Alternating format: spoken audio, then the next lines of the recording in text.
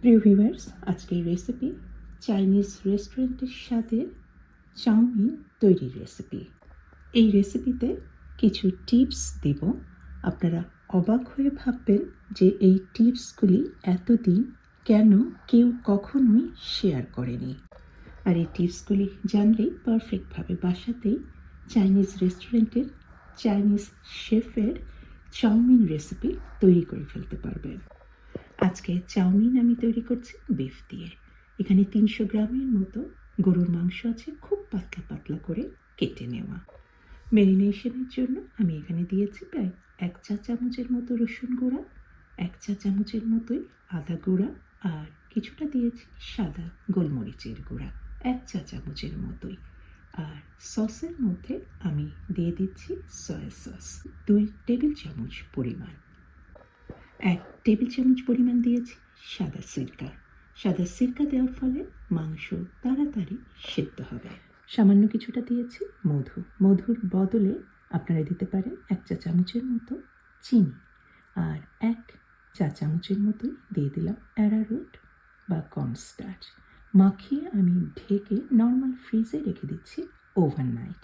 আমার হাতে সময় আছে, তবে সময় না থাকলে অন্ততপক্ষে 2 থেকে 3 ঘন্টা ম্যারিনেশন করবে। এই নুডলসটা রান্না করতে কিন্তু মাত্র 2টা সস ব্যবহার করছি। একটা তো লাইট সয়া সস দিয়েছি, আর একটা আমি নিজে এখন তৈরি করে নিচ্ছি চিলি সস। প্যানে হাফ কাপের মতো দিয়েছি সাদা তেল। তার মধ্যে দিয়ে দিলাম একটা বড় সাইজের পেঁয়াজের স্লাইস। আমি 4-5টার মতো রসুন কোয়া কেটে নিয়েছি। ভাজছি, ভাজতে ভাজতে যখন বেশ লাল লাল হয়ে এসেছে তখন দিয়ে দিলাম একটা পাকা টমেটো টুকরা করে, আর দিয়েছি চিলি সস বলে শুকনা লাল মরিচ। এটা আমি দিয়েছি প্রায় হাফ কাপের মতো। আর দিয়ে দিয়েছি 10-12টার মতো কিশমিশ। এটা চিনির বদলে দিয়েছি, আপনারা হাফ চা চামচ থেকে 1 চা চামচের মতো চিনি দিয়ে দিতে পারেন। আর কিছুটা দিয়েছি লবণ। এখন ভালোভাবে যখন নরম হয়ে গিয়েছে আমি এটা গ্রাইন্ডারে গ্রাইন্ড করে নিচ্ছি। গ্রাইন্ড করে নিয়েছি। এটা আবার কিন্তু গ্রাইন্ড করা এই সমস্ত কিছুই আমি আবার প্যানে দিয়ে একেবারে মিডিয়াম থেকে একটু লো হিটে রেখে 10-15 মিনিটের মতো জাল দিয়ে নিচ্ছি। আর রঙটাকে আরও টকটকে লাল করার জন্য এটা অপশনাল দিতে পারেন। আমি দিয়েছি 1 চা চামচের মতো পাপরিকা গুঁড়া। বেশ যখন পানি ভাবটা চলে গিয়েছে এখন দিয়ে দিলাম 1 টেবিল চামচের মতো সিরকা। তেলটা ছেড়ে দিলেই তৈরি হয়ে গেল আমার ঝাল ঝাল হালকা মিষ্টি একটু টক স্বাদের চিলি সস। এই সসটাই কিন্তু নুডলসের আসল সস হিসেবে ব্যবহার করব। বাসায় তৈরি এই ধরনের চিলি সস বা সসগুলি খুবই হেলদি। আপনারা এই সস কিন্তু সংরক্ষণ করতে পারেন নর্মাল ফ্রিজে রেখে মাসখানেকের ওপর। এখন অন্য একটা কড়াইয়ে সামান্য কিছুটা তেল দিয়েছি। এইখানে আমি এখন মেরিনেট করা মাংসটা রান্না করে নেব। সম্পূর্ণ পানিটা শুকানো পর্যন্ত আমি রান্না করে নেব। আর এই মাংস যেহেতু 7-8 ঘন্টা মেরিনেট করা ছিল, ফলে আমাকে আর আলাদাভাবে কিন্তু পানি দিতে হলো না মাংসটা সেদ্ধ করার জন্য। আপনাদের মাংস যদি খুব বেশি শক্ত হয়ে থাকে সেক্ষেত্রে কিছুটা পানি দিয়ে পানিটা সম্পূর্ণ শুকিয়ে নেবেন। আর আমি একটু জুলিয়ান শেপে আমি একটা গাজর কেটে নিয়েছি। কিছুটা কেটে নিয়েছি এই ধরনের হালাপিনো, যে পাপরিকার মতো লম্বা পাপরিকাও দিতে পারেন, আপনাদের পছন্দ মতো সবজি ব্যবহার করতে পারেন। এটাও কেটে নিলাম ওই জুলিয়ান শেপে। আর বাঁধাকপি দিচ্ছি। শীতের বাঁধাকপিগুলি আমি ওইরকম জুলিয়ান শেপে একটু লম্বা করে কেটে নিয়েছি। এই সবজিগুলি ছাড়াও আপনারা অ্যাড করতে পারেন ফুলকপি, ব্রোকলি, মটরশুঁটি বা বরবটি অথবা শিম। রান্নায় আমি ফ্রেশ নুডলস রান্না করছি, অর্থাৎ শুকনা না। তবে এটাও কিন্তু একেবারে ফুটন্ত গরম পানিতে সেদ্ধ করে নিতে হবে। আমি ফুটন্ত গরম পানির মধ্যে কিছুটা লবণ দিয়ে দিয়েছি। আর এখানে নুডলসের পরিমাণ আছে 400 গ্রাম। আর এখানটায় ইনস্ট্রাকশন আছে প্যাকেটের উপরে 2 মিনিট। আমি 2 মিনিটের মতোই জাল দিয়ে নিলাম। আপনারা কিন্তু এই নুডলস না, যে কোনো নুডলস, ম্যাগি নুডলস থেকে শুরু করে যে কোনো নুডলস আপনারা ব্যবহার করতে পারেন। আর একটা নিয়ম যেটা হচ্ছে নুডলস সেদ্ধ হয়ে যাওয়ার পর পানিটা ঝরিয়ে নিয়ে আপনার কিন্তু একদম রানিং ওয়াটারে বা ঠান্ডা পানিতে ধুয়ে নেবেন। তাহলেই আর নুডলস কিন্তু একটার সাথে আর একটা লেগে যাবে না। এখন যে টিপসটা এত সহজ নুডলস রান্না করার জন্য, এই টিপসটা কেউই জানে না হয়তো। নুডলসটাকে একটু লম্বা আমি এই জন্য একটু কাঁচি দিয়ে ছোট করে নিয়েছি। এটা অপশনাল, আপনারা যেমন লম্বা পছন্দ করেন সেভাবেই রাখতে পারেন। আর এই নুডলসের মধ্যে আমি মিশিয়ে নিচ্ছি সিজনিং মশলা।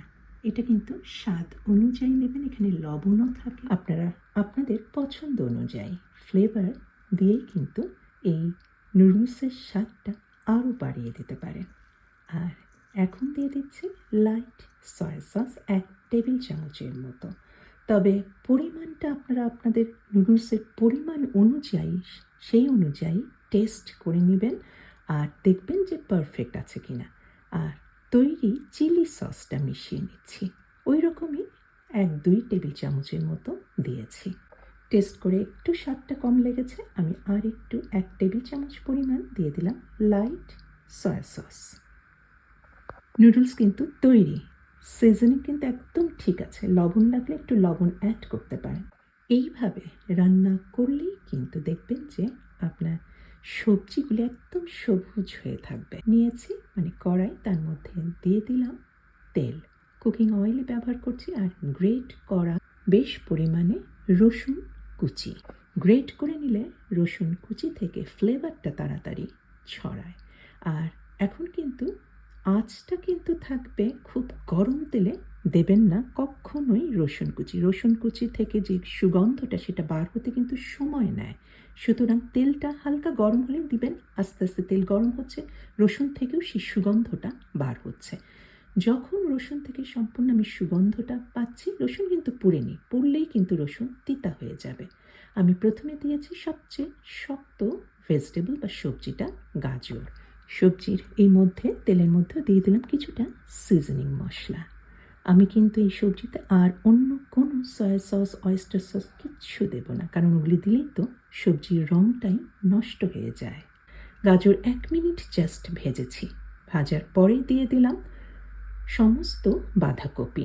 এখন কিন্তু চুলার আঁচ একদম হাই হিটে থাকবে, একদমই কিন্তু লো হিটে থাকবে না, তাহলে কিন্তু এই সবজি থেকে পানিটা ছেড়ে দিবে, তখন সবজি কিন্তু একদম নরম প্যাতপ্যাতা হয়ে যাবে। ওই রকমই 1 মিনিটের মতো ভেজেই দিয়ে দিলাম একদম সিজনিং, একদম মশলাদার তৈরি নুডলসটা আলাদাভাবে। আর কোনোই কিন্তু মশলা দিতে হবে না, একেবারে সম্পূর্ণ ভালোভাবে সিজনিং হয়ে আছে। দিয়ে দিলাম কিছুটা পেঁয়াজ পাতা স্লাইস করে কেটে, আর সবশেষে দিলাম বিফগুলি, রান্না করা বিফ। এখন জাস্ট নেড়ে চেড়ে চুলা আমি বন্ধ করে দিয়েছি। ভেজিটেবলগুলি কিন্তু একটু একদমই সবুজ, হালকা কচকচে আছে। আর নুডলসের স্বাদ কিন্তু অসাধারণ। আগের যে পদ্ধতি আমরা যেটা সবাই করি, নুডলসের মধ্যে মিশাতে থাকি এক একটা সস, আর তখন কিন্তু সবজির রঙটাও সব নষ্ট হয়ে যায়। সব শেষে কিছুটা দিয়ে দিলাম ধরেন 1 টেবিল চামচের মতো তিলের তেল বা সিজাম অয়েল। চুলা কিন্তু বন্ধ আছে, চুলা কিন্তু একদমই জ্বালিয়ে রাখবেন না, কারণ তিলের তেল কিন্তু চুলার আঁচে এসে তার যে সুগন্ধটা সেটা নষ্ট হয়ে যায়।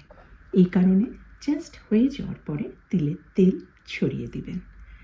এই নুডলস দেখতে যেমন সুন্দর, খেতে তার চেয়েও বোধহয় অনেক গুণে মজার। এইভাবেই করবেন, খুব সহজ হয়ে যাবে প্রতিবারে এই চাইনিজ নুডলস দিয়ে তৈরি চাউমিন রান্না। ভালো লাগলে আমার চ্যানেলকে সাবস্ক্রাইব করে আমার সাথেই থাকবেন। আল্লাহ হাফিজ।